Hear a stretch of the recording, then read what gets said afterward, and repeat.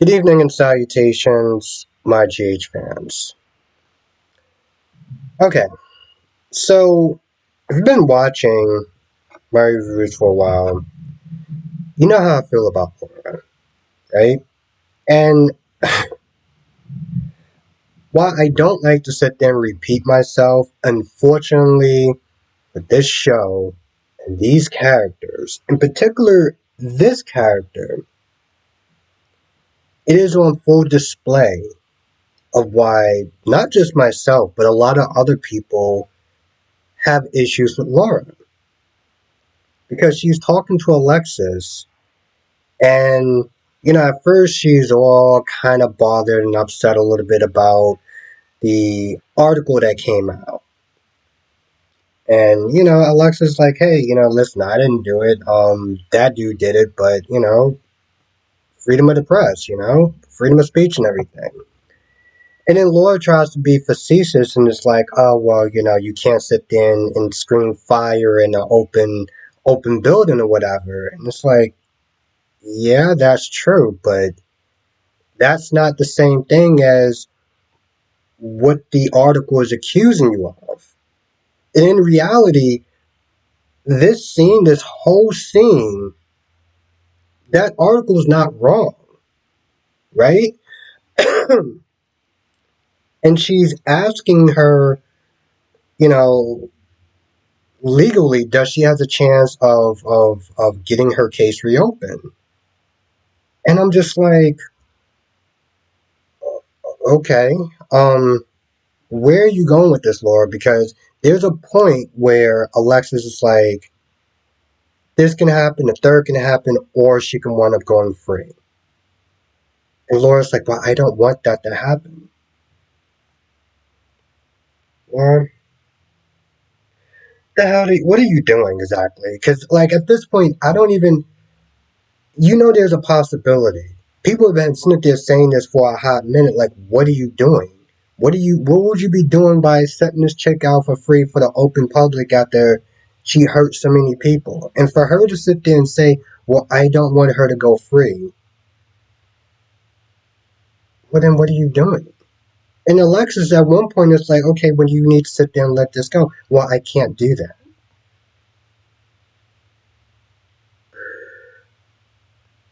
Laura, you're exhausting at this point. I can't even sit there and come up with anything clever to say. That's just literally how I feel. You don't want her to go free. She's telling you let this go, but I can't do that. Then like, what do you want? So she's like, well, what would you do, as far as a lawyer is concerned and stuff like that? Because, Alexis keeps they're trying to downplay this whole, well, most likely I'm not going to get my law license back and this, that, and the third. And she secretly wants it back, but they're talking, and then at some point, Trina comes in. Like, literally 49 minutes into the episode, they decide to bring Trina in. And part of me is just like, why even bother to, like, what was even the point? I mean, we're going to see her tomorrow because you saw the previews, but it was like, what was the point of bringing her in 49 minutes into the episode? I don't get that. So yeah, Laura is all sorts of out of pocket. And this scene just highlights, like, what is it that you want? You know? Well, it was the metal poisoning that did this, that, and the third. And I'm like, okay, but those bodies are still there, though. Those bodies are still there. It doesn't take away from the pain and the suffering of other people. That's like with Franco. Oh, well, Franco had a tumor. Oh, okay, well, those bodies, those dead bodies and stuff like that, and what wound up happening to Michael and God knows how many other people, it's still there. So, like, tumor or not, metal poisoning or not, the damage is already done. That's the same thing with Esme. Well, she had no memory of doing it. Okay, but she still did the stuff though. Like, I don't give a damn if she doesn't remember or not. That chick should be behind bars. She's 6 feet under, so whatever at this point, but still. Um, So Molly tells TJ about, the whole thing with Christina, and TJ is pissed, right? TJ's pissed, and this is where TJ just gets out of pocket at this point. 'Cause she's like, I shouldn't have listened to you. I should have did this, that, and the third, and this wouldn't be happening. And I hope you're happy now. And it's like, bro, if you were to actually have some balls and actually said something to your wife, and I don't give a damn what you want to sit there and call it. If you would have said something to her, and you would have actually put down your foot and been like, no, we're not going to do this because X, Y, and Z, and I don't want to do this, then it wouldn't have happened. Don't sit there and start blaming her now. That's exactly why Molly was like, no, you don't get to sit there and play victim, okay? Because you was a part of this, you was a part of this decision as well. And Molly pretty much is like, because he's about to sit there and go over there and practically forbid her from seeing her father. Which in all reality, I think a simple ask and a simple acceptance wouldn't be so hard. Even if TJ would have been like, hey, listen, just for the rest of the pregnancy, could you not see your dad because the situation that he's in, how volatile he is, we don't want anything to sit there and happen to you or the baby. I think if you would have sat there and talked to her rationally instead of going over there like this caveman, practically preventing her from sitting there doing that, I think it would have been a simple request. And I think if she would have acknowledged that or listened, then yeah, that would have been selfish on her. But he gets all upset. He gets her all upset. And yeah, she was like, "Yeah, I wanted to do this because I want to have some sort of connection." And I don't think you'll understand because this whole proceeding he was always going to be part of that child biologically, and I don't think that he's really getting it. And he gets all angry and everything. And next thing you know, he's like, "Oh well, now I got to go to the hospital." It's like, okay, so let me get this straight.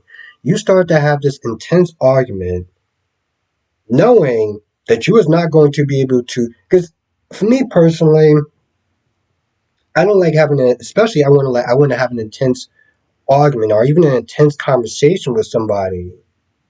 And unfortunately, Molly did kind of bring it up at probably the worst time when he was probably gonna have to go out to work or whatever the next day. But that day. But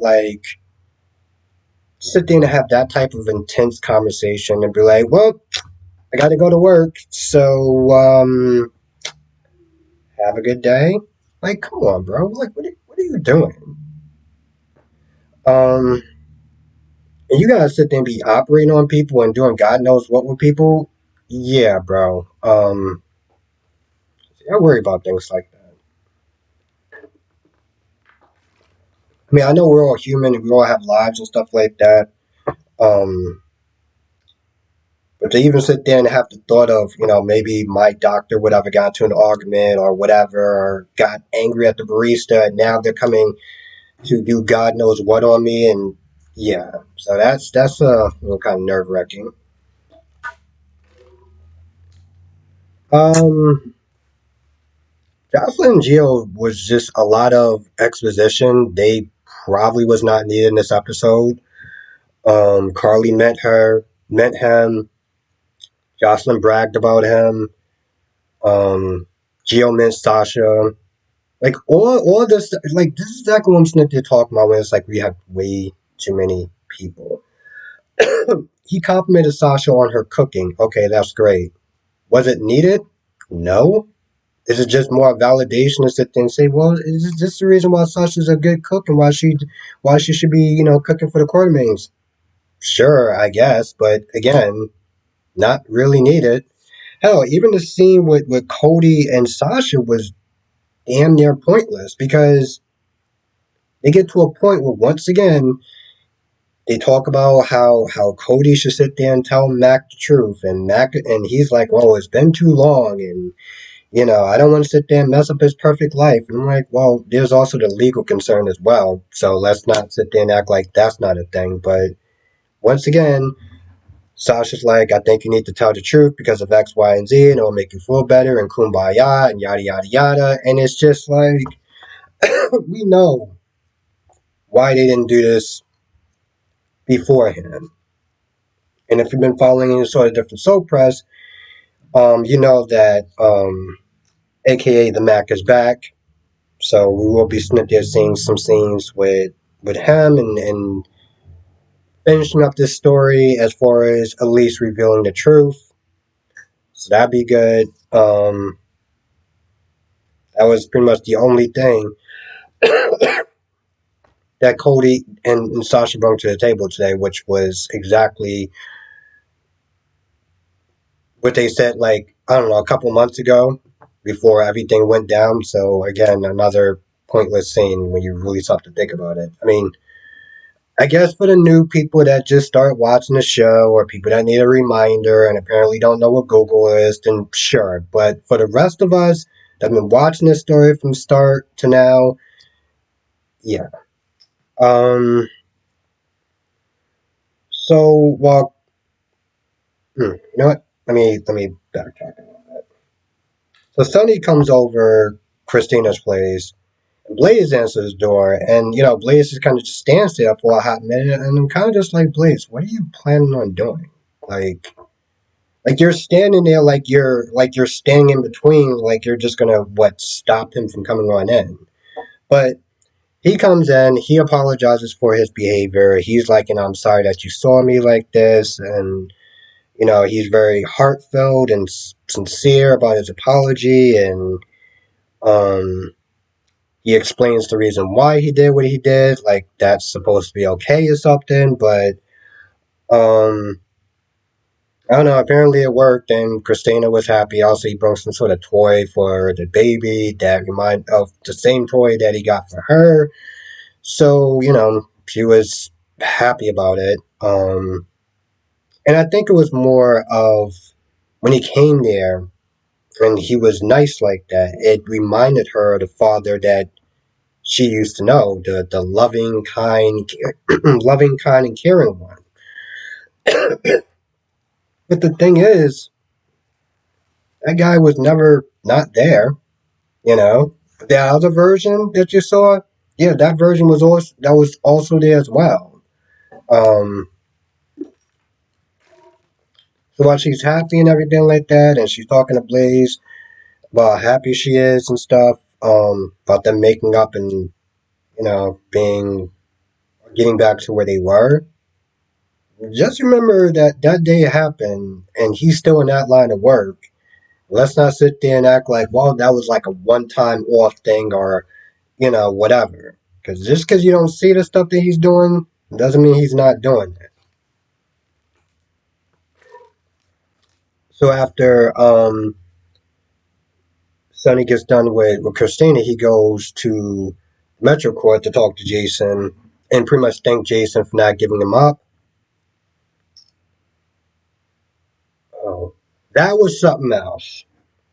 Christina asked a question that I'm just like, don't ask questions you don't want to hear the answer to.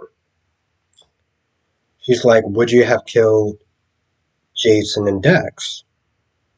And she gets kind of scared and worried about the answer. And I'm like, first of all, you just saw him beating the living hell out of another person. And you just asked that question like, what do you think? On top of that, don't ask questions you don't want to hear the answer to. And that's just for anything in life. I don't I don't get that. But before Sonny got there, Jason was like, just let it go. Don't get involved. I got enough going on. I don't need you to sit there and add on to that. Talks a little bit about the Liz situation, but not really getting into it. And of course, Sonny gets there and he thanks him. And, Sonny's like, part of me wants to sit there and trust you, but, I'm just not there yet. So he just walks off and Carly and Jason just, I guess, look at that like that's progress or something. I don't know. I think I would have been a little more jaded, like, bro, I don't really care if you actually want to trust me or not. Like you got some issues or whatever. I'm sitting there trying to help you out. I saved you from getting shot. Um, and you have the audacity to sit there and try to run me out of half my own business and saying that you have trust me, but not fully, and I should be somewhat thankful and grateful. Ah, bro.